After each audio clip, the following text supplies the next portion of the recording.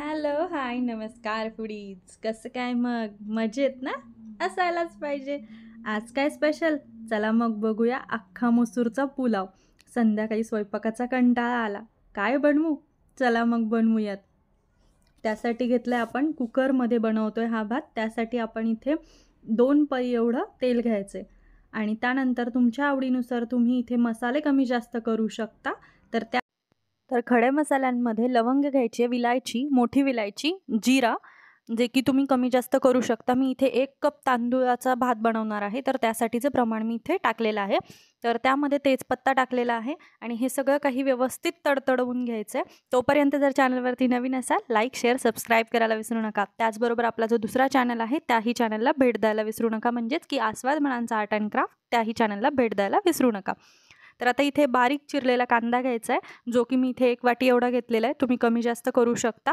म्हणजेच की जर मध्यम आकाराचे जर कांदे बघितले तर 3 कांदे एवढं त्याच्यामध्ये टाकलेले. जेवढा कांदा असेल तेवढा पुलाव छान बनतो यासाठी.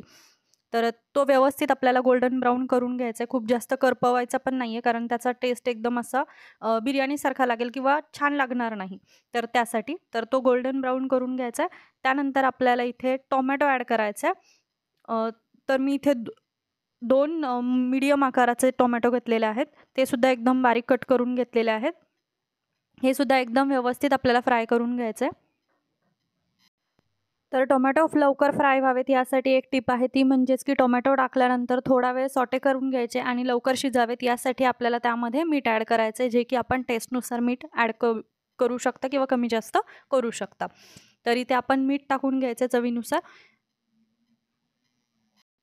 आता हे सगळं व्यवस्थित फ्राय करून घ्यायचं आहे आपल्याला. जोपर्यंत त्याचं बाइंडिंग एकदम व्यवस्थित येत नाही, म्हणजेच की कांदा आणि टोमॅटो एकजीव होत नाहीत, तोपर्यंत हे सगळं काही व्यवस्थित स्टर फ्राय करून घ्यायचं आहे. तुम्ही बघू शकता की त्याचा कलरही चेंज झालेला आहे आणि त्याचं टेक्स्चरही चेंज झालेलं आहे. एकसारखं ते बाइंडिंग व्यवस्थित झालेलं आहे. त्यानंतर आपण सुके मसाले घालणार आहे, जे की तुमच्या घरामध्ये जे अवेलेबल असतील ते तुम्ही इथं वापरू शकता. जसं मी इथे कांदा लसूण मसाला, त्याचबरोबर धना पावडर, हळद आणि त्याचबरोबर इथे लाल तिखट टाकलेलं आहे टेस्टनुसार आणि त्याचबरोबर इथे बिर्याणी मसाला अर्धा चमचा एवढा टाकलेला आहे. तुम्ही कमी जास्त करू शकता किंवा तुमच्या आवडीनुसार घरामध्ये जेवढं तिखट खाता त्याप्रमाणे तुम्ही टाकू शकता किंवा जे मसाले तुम्हाला आवडतात ते मसाले टाकले तरी चालतील, पण बिर्याणी मसाला नक्की टाका, जेणेकरून की त्याला एक टेस्ट छान येईल यासाठी. तर आता इथे आपल्याला कोथिंबीर ॲड करून घ्यायची आहे, जी मी 2 बॅचमध्ये करून घेतलेली आहे ॲड. कारण सांगते तुम्हाला की ज्यावेळेस आपण मसाल्यांमध्ये कोथिंबीर फ्राय करतो, तर ती मसाल्यांमध्ये एकजीव होती. यासाठी आपण ज्यावेळेस मसाला फ्राय करतो त्याच वेळेस कोथिंबीर टाकायची. इथे मी 1/4 कप एवढा 1 कप तांदळासाठी 1/4 कप एवढा जो काही मसूर आहे, अख्खा मसूर, तो 2 तासांसाठी भिजवून घेतलेला आहे आणि तो ॲड करायचा आहे. कोथिंबीर ॲड करायची आणि हे सगळं काही एकजीव करून घ्यायचं तेलामध्येच. पाणी टाकल्यानंतर मसूर टाकू नका, कारण जो काही आपल्याला पुलाव बनवायचा आहे तो मोकळा झाला पाहिजे.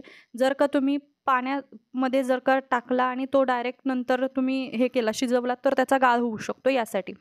तर त्यानंतर आपण 1 कप एवढा तांदूळ मी अर्ध्या तासासाठी भिजत घातलेला होता, जो की बासमती यूज केलेला आहे.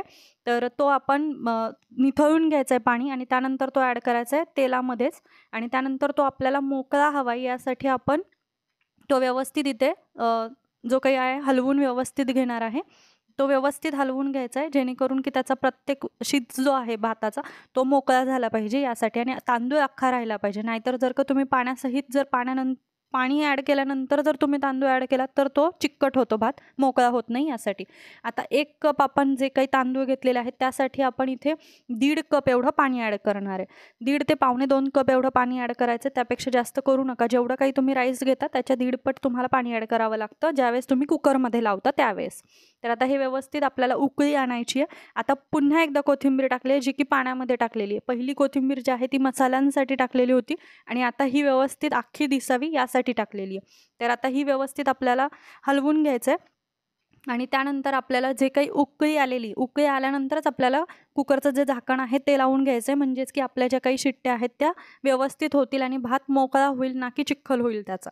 तर त्यासाठी उकळी आल्यानंतर आपल्याला इथे 3 विसल काढून घ्यायचे आहेत आणि त्यानंतर गॅस बंद करायचा आहे, थंड होऊ द्यायचं आहे, एअर पूर्ण काढायचं आहे आणि त्यानंतर थंड झाल्यावरतीच गॅस जे काही झाकण आहे ते ओपन करायचं आहे. हा गॅस पूर्ण गेल्यानंतर तुम्ही बघू शकता की भाताचा प्रत्येक जो काही कण आहे तो एकदम मोकळा झालेला आहे. आता हा पूर्ण वाफ जाऊन द्यायची, थोडा वेळ थंड होऊ द्यायचा आणि त्यानंतर आपल्याला जो काही भात आहे तो मोकळा करून घ्यायचा. नाहीतर जर तुम्ही गरम याच्यामध्ये जर का उलथनं किंवा चमचा जर घातलात तर त्याचा चिखल होऊ शकतो. भात मोकळा होणार नाही. त्यासाठी त्याचा जो काही वाफ आहे ती पूर्ण जाऊ द्यायची आहे आणि त्यानंतरच आपला भात जो आहे तो हलवून घ्यायचा आहे. तुम्ही बघू शकता भात आणि मसूर जो आहे तो एकदम व्यवस्थित अख्खा जसाचा तसा आहे, फक्त शिजलेला आहे, बरोबर? तर त्यासाठी आता हा चमचमीत असा जो काही भात आहे तर तो एन्जॉय करा. लाईक, शेअर, सबस्क्राईब करा आणि त्याचबरोबर इथे महत्त्वाची टिप म्हणजे की ज्यावेळेस आपण भात हलवून घेतो त्यावेळेस आपल्याला इथे घी टाकायचं आहे. घी एक चमचा किंवा तुमच्या आवडीनुसार तुम्ही कमी जास्त करू शकता, बट घी नक्की टाका. त्याच्यामुळे एक फ्लेवर खूप छान येतो, बिर्याणीसारखा फ्लेवर येतो त्यासाठी. आणि नंतर घी टाकल्यानंतर एक 5 मिनिटांसाठी आपल्याला झाकण ठेवायचं त्याच्यावरती. झाकण हलवू नका किंवा वाफ जाईल अशा पद्धतीने झाकण ठेवू नका, व्यवस्थित ठेवा, जेणेकरून की त्याचं जे काही फ्रेग्रन्स आहे तो आपल्या भातामध्ये मिक्स होतो यासाठी. तर आता हे झाकून जे काही आहे आपण काढल्याच्या नंतर आपण सर्व करू शकता. चला मग डिनरला बनवा, लंचला बनवा, तुम्हाला जेव्हा वाटेल तेव्हा करून खा. पण लाईक, शेअर, सबस्क्राईब करायला विसरू नका. चला मग पुन्हा भेटूयात नवीन व्हिडिओसोबत. तोपर्यंत धन्यवाद.